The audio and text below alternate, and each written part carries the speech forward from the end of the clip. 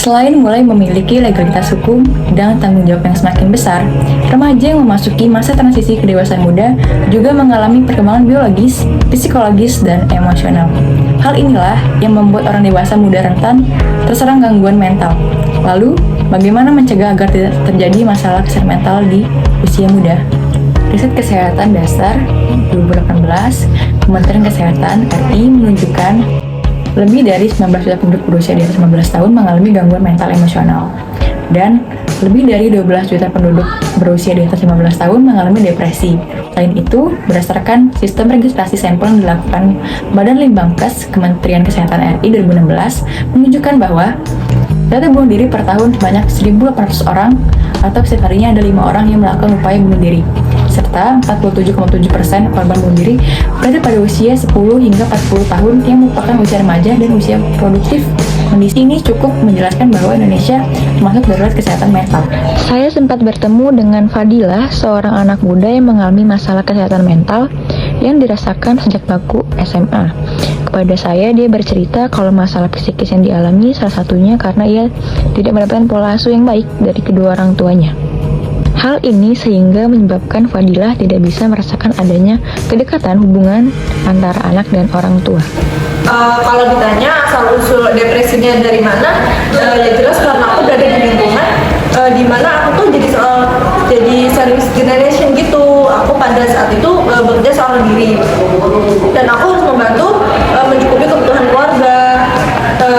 Jadi nggak ada waktu sama sekali untuk bercerita, itu nggak ada. Dan hal gimana orang tua aku itu harus menerapkan pola asuh yang sama, ikutin zaman-zaman sebelumnya. Jadi orang tua itu selalu merasa benar dan anak itu selalu merasa salah, meskipun apa yang dilakukan orang tua itu di zaman sekarang itu salah gitu kan. Dan hal itu tuh terjadi untuk generasi seterusnya, selanjutnya. Jadi kayak ngerasa ini menjadi beban tersendiri. Fadilah berupaya keras memendam emosi negatif yang tak bisa ia bagikan keluh kesahnya kepada orang tuanya serta keluarganya, hingga akhirnya setelah mendapatkan informasi dari berbagai sumber dan dorongan teman-temannya, ia memberanikan diri berkonsultasi dan berobat ke psikiater. Akhirnya aku memberanikan diri ke psikiater. Kenapa aku akhirnya memberanikan diri? Karena aku merasa aku udah nggak kuat, aku udah capek ngalamin semuanya sendiri, nahan semuanya sendiri. Aku udah ngerasa capek banget, jadi aku nggak mau menyakiti diri sendiri dan akhirnya aku memberanikan diri untuk ke psikiater. Aku bertemu langsung dengan psikiater. Pas ketemu, pada saat itu memang lumayan membuka pikiran aku ya. Jadi aku merasa jadi terbuka, jadi kayak lebih lega, ngerasa beban yang selama ini aku tanggung itu ngerasa lepas aja, kayak udah bener-bener ringan banget buat diri aku. Jadi maksudnya aku terbantu sih dengan adanya psikiater ini, karena benar-benar membuka diri aku yang selama ini aku simpen buat nggak aku kasih tau ke orang-orang. Tim Divisi Psikiatri Anak dan Remaja Fakultas Kedokteran Universitas Indonesia melakukan penelitian pada Mei 2020. 393 responden usia 16 hingga 24 tahun dari seluruh Indonesia untuk mengetahui permasalahan apa yang sering dialami oleh remaja di usia transisi, serta bagaimana cara mereka mengatasi permasalahan dan kemana biasanya mereka mencari bantuan.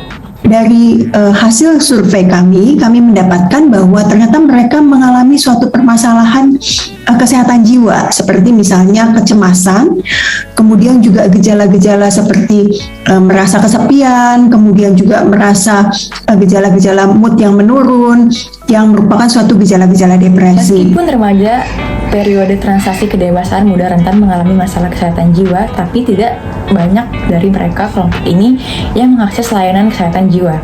Kurangnya layanan kesehatan mental di Indonesia membawa tantangan sendiri, di mana tercatat hingga sekitar 0,29 psikiater dan 0,82 psikolog per 100 penduduk di Indonesia. Studi yang dilakukan tim Divisi Psikiatri Anak dan Remaja FKUI mendapatkan 99,2% responden berharap layanan tersebut memiliki bantuan kesehatan mental yang menjamin kerahasiaan. 98,5% meminta layanan tersebut tidak menghakimi, dan 84,5% menyatakan layanan tersebut dapat diakses melalui daring. Hal ini semua sebetulnya untuk mencegah masalah yang lebih berat di kemudian hari. Apabila tidak tertangani, stresor yang berkepanjangan ini juga akan menimbulkan suatu gangguan kesehatan jiwa yang lebih berat, seperti misalnya depresi yang berat, yang juga bisa menimbulkan suatu perilaku menyakiti diri sendiri atau perilaku misalnya bunuh diri. Juga mungkin ada gangguan-gangguan jiwa yang lebih berat di kemudian hari, seperti misalnya gangguan jiwa seperti gangguan skizofrenia. Ketika stres sulit diatasi dengan kapasitas pribadi, ada tempatnya untuk berkonsultasi ke layanan profesional, biasanya ke psikolog atau ke psikiater. Nantinya akan ada intervensi atau tindakan yang dilakukan dalam bentuk konseling, psikoterapi, dan terapi psikofarmaka.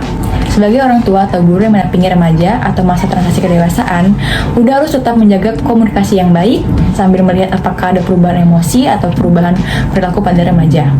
Beri kesempatan mereka untuk mengenali perasaan dan emosi yang dialami agar mereka bisa bercerita dengan mudah dan tidak kesulitan apa yang sedang mereka hadapi.